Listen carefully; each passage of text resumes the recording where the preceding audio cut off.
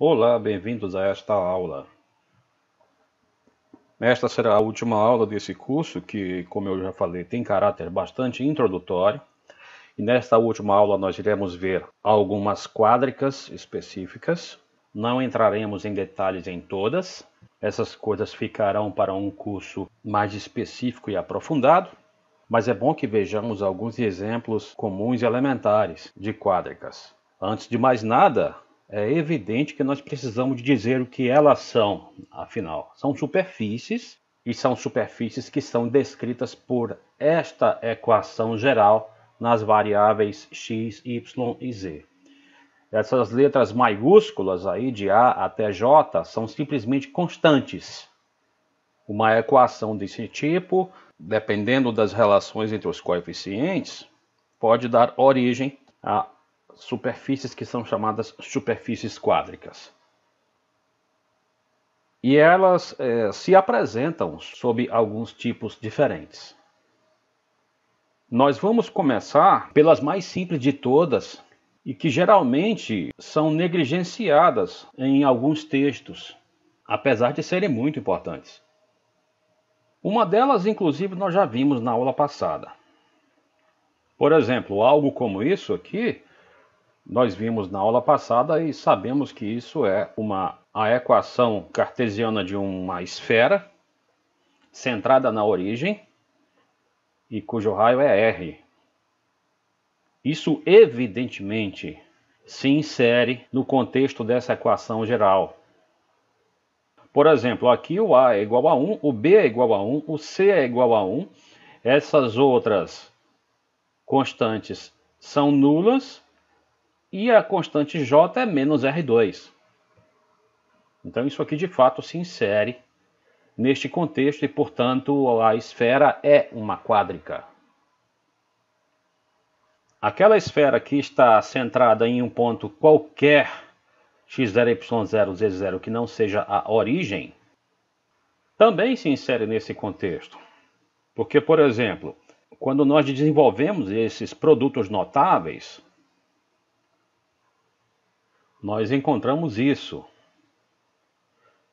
Ao desenvolvermos este produto notável, nós encontraremos isto. Ao desenvolvermos este produto notável, nós encontraremos isto. E ao desenvolvermos este produto notável, nós encontraremos este desenvolvimento aqui. Rearrumando essa equação, nós encontraremos isso aqui. Então vejam, o A é 1, o B é 1, o C é 1, o D, o E e o F, que são os coeficientes de termos mistos, aqui eles não aparecem, são nulos, portanto. O G é menos 2x0, vamos lembrar que x0, y0 e z0 são constantes. O H é menos 2y0. O I, que é aquilo que acompanha o Z, é menos 2e0. E isso aqui, todas elas são constantes, dá uma constante só, que é a constante J. Então isso aqui, que é o desenvolvimento da equação dessa esfera genérica, é algo que se insere também nessa equação geral. Uma esfera genérica é, portanto, uma quádrica. Então as esferas são exemplos de quádricas. Mas nós podemos ver algumas coisas algebricamente até mais simples também. Como, por exemplo, essa equação aqui, x2 mais y2 igual a R2. Assim como no caso da esfera, esse R é uma constante, que seria o raio da esfera caso nós tivéssemos mais uma variável aqui, z, né? Se nós impuséssemos R igual a 0 aqui, é claro que isto nos daria x e y ambos nulos, a coisa se reduziria a um ponto. Vamos considerar o caso mais geral. Se nós impusermos que nós estamos no espaço tridimensional, ou seja, se nós impusermos que o ambiente do conjunto descrito por isso aqui é o R3.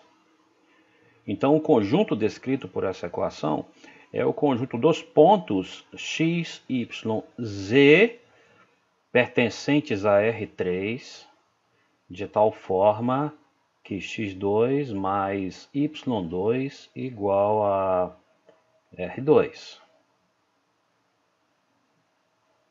Se por acaso não fosse assim, se por acaso nós estivéssemos num subconjunto do R2, apenas confinados ao plano xy, esta equação aqui, como nós já havíamos visto em aula passada, ela nos daria uma circunferência centrada na origem e de raio R. Quando, no entanto, nós estamos querendo o subconjunto do R3 descrito por esta equação, nós com isso estamos querendo dizer que a variável z ela recebe toda a liberdade possível. As alturas, portanto, de cada ponto recebem toda a liberdade possível, podem assumir qualquer valor. Isso significa, então, que o que nós teremos aqui vai ser um cilindro circular, que pode muito bem ser ilimitado. Um ponto qualquer desse cilindro circular deve obedecer à seguinte condição: suas coordenadas x e y devem obedecer esta lei, evidentemente. E quanto à coordenada z, pode ser qualquer, ou seja, a altura pode ser qualquer, desde que, portanto, sua projeção sobre esse plano xy caia sempre sobre essa circunferência, sempre sobre aquele conjunto de pontos desse plano cuja distância até a origem seja precisamente r.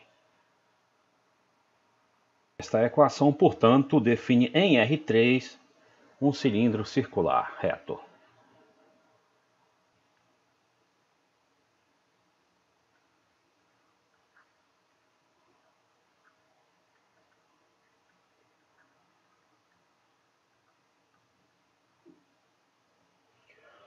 Uma equação cartesiana desse tipo, quando submetida ao R2, ela nos fornece, como nós sabemos, uma elipse. Então, se nós estivéssemos confinados ao plano XY, neste plano XY, isto aqui representaria uma elipse. Ao longo da direção X, nós teríamos semi-eixo de comprimento A, ao longo da direção Y, nós teríamos semi-eixo de comprimento B. No espaço, entretanto, no espaço tridimensional, isso aqui nos dará a superfície quádrica chamada cilindro elíptico. Um ponto qualquer desta figura tem a propriedade de que sua projeção sobre o plano XY obedece essas condições.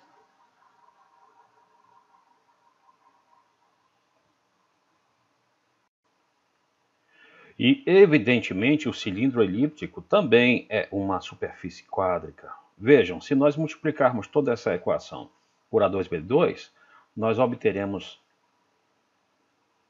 B2x2 mais A2y2 igual a A2B2 ou menos A2B2 igual a zero. Vamos nos lembrar aqui que A e B são constantes. Então, um cilindro elíptico é algo que se insere algebricamente no contexto desta equação mais geral novamente e, portanto, é uma superfície quádrica.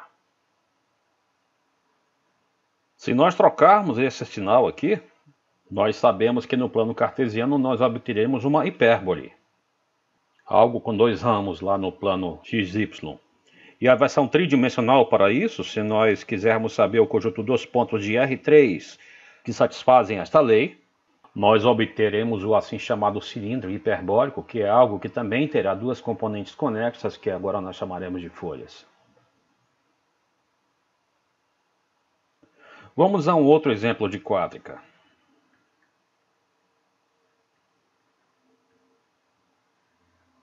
x2 mais y2 igual a z. Que subconjunto do espaço cartesiano seria relacionado com esta equação? Primeiro que tudo, vamos observar que isso daqui está claramente inserido neste contexto algébrico e, portanto, isso aqui é uma quádrica. Depois vamos observar também que esse z que aqui está, por ser soma de dois quadrados, é algo sempre maior ou igual a zero. Então, a superfície descrita por isto jamais terá pontos abaixo do plano XY, jamais terá pontos onde o z é negativo. Então, toda esta figura, digamos assim, estará do plano XY para cima. Em outras palavras, seus pontos x, y, z só existirão para valores de z positivos, maiores ou iguais a zero. Como nós poderíamos entender esta figura? Como nós poderíamos traçar um pequeno esboço dessa figura? Vamos usar cortes segundo planos. Vamos usar planos para cortar essa figura. A ideia aqui é simples. Se você começar a cortar uma determinada figura mediante alguns planos, as interseções dessa figura com esses planos irão nos dando cortes que, em seu conjunto, poderiam nos dar uma ideia da figura geral. É isso que nós vamos fazer aqui. Por exemplo, vamos cortar essa figura segundo o plano x igual a zero. Nós sabemos que isto é a equação de um plano no espaço tridimensional. Esse plano x igual a zero é precisamente o plano yz. Impondo x igual a zero aqui nessa equação, ou seja, interceptando essa figura que nós a priori não conhecemos, com este plano nós encontraremos o que? Algebricamente, impondo x igual a zero aqui, nós obteremos y2 igual a z, ou z igual a y2. E esta figura, no plano yz, é uma figura bem conhecida, é uma parábola, como nós sabemos. Interceptando com outro plano, por exemplo, com o plano y igual a zero, que é precisamente o plano xz, nós obteremos, mediante esta equação, x ao quadrado igual a z. Outra parábola, só que desta vez no plano xe. Vamos interceptar essa figura com um plano paralelo ao plano xy na altura k, por exemplo. É claro que essa altura k ela deverá ser maior ou igual a zero por causa desta condição. Fazendo, portanto, z igual a k, uma vez que k é maior ou igual a zero, ele vai ser o quadrado de alguém. Nós teremos uma circunferência como interseção entre esta superfície e esse plano. Agora nós podemos ter uma vaga ideia do formato dessa superfície. É aquilo que chamamos de paraboloide. O sufixo oide significa em forma de.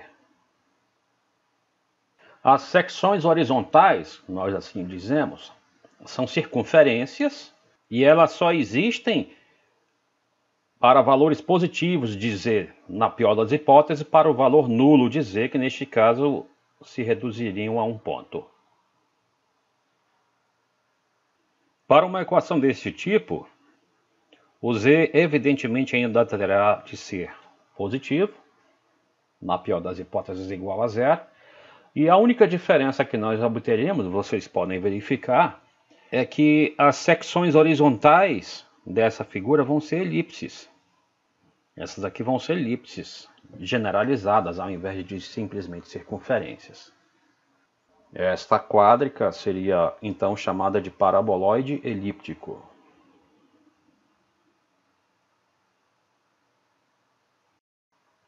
Vamos aqui verificar uma equação parecida com essa, que também se insere algebricamente no contexto geral desta equação em branco. Sua superfície, portanto, será também chamada de quádrica. Neste caso, observem, o z não precisa mais ser necessariamente positivo, porque mesmo que ele fosse negativo, aquele está elevado ao quadrado, nós teríamos um número positivo no segundo membro dessa igualdade, o que condiz aritmeticamente com o primeiro membro. Vamos fazer como fizemos no exemplo anterior, usando cortes, usando secções. Vamos fazer a intersecção dessa figura com um plano do tipo z igual a k. Neste caso, o k pode ser qualquer número real não precisa mais necessariamente ser positivo. Se o k for igual a zero, nós teremos x2 mais y2 igual a zero. O z, o x e o y seriam nulos, o que diz que esta quádrica ela passa pela origem. A origem é, portanto, um dos pontos pelos quais ela passa.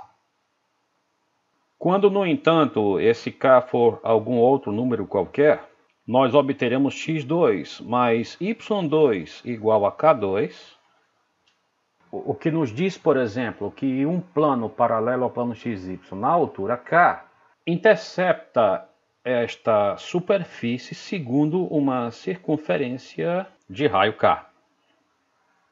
Todas as secções horizontais, como nós vimos aqui, são circunferências nesse caso, incluindo a mais simples de todas, que é uma circunferência que se reduz a um ponto. Se quisermos interceptar isso com o plano x igual a zero, basta impormos essa condição aqui e nós então encontraremos y2 igual a z2. No plano yz, isso daqui está simplesmente dizendo que y é igual a mais ou menos z, o que nos traz um par de retas concorrentes, ambas passando pela origem. Interceptando essa figura com o plano y igual a zero, nós também encontraremos um par de retas concorrentes no plano xz. Isto já nos dá uma ideia de que essa quádrica será um cone circular reto, duas folhas aí, né? Para o caso especial em que a equação for desse tipo, vamos observar que as secções horizontais elas serão elipses generalizadas. Então esse cone se chamaria cone elíptico.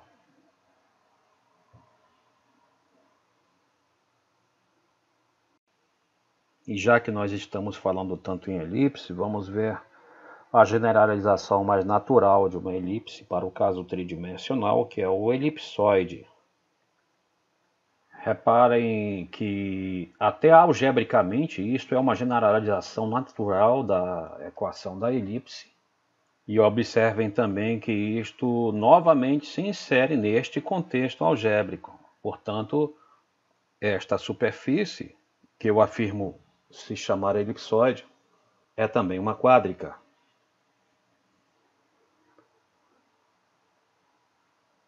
Algo assim nos fornece uma superfície limitada, cujas intersecções com os planos coordenados são elipses. Interseção com o plano XY é uma elipse. A interseção com o plano XZ é uma elipse. E a interseção com o plano YZ é uma elipse. O nome dessa figura é elipsoide generalizado, ou tão somente elipsoide.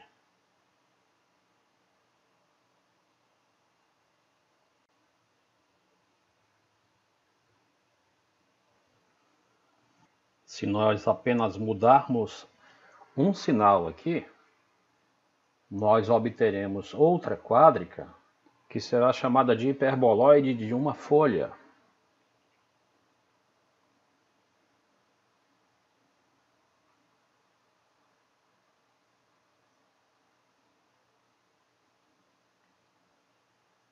Neste caso específico,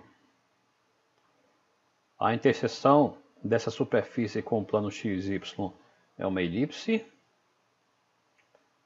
com o plano XZ é uma hipérbole, e com o plano YZ é outra hipérbole.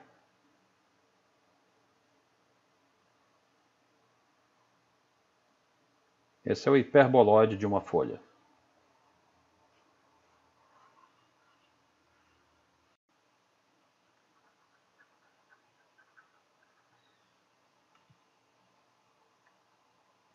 Se exatamente dois desses sinais forem negativos, nós obtemos outro hiperboloide, só que vai ter duas componentes conexas. Será, portanto, chamado de hiperboloide de duas folhas.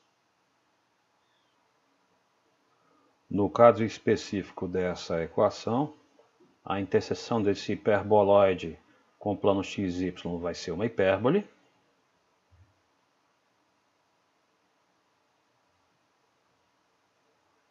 Com plano XZ, outra hipérbole. E com o plano YZ, ela não terá interseção.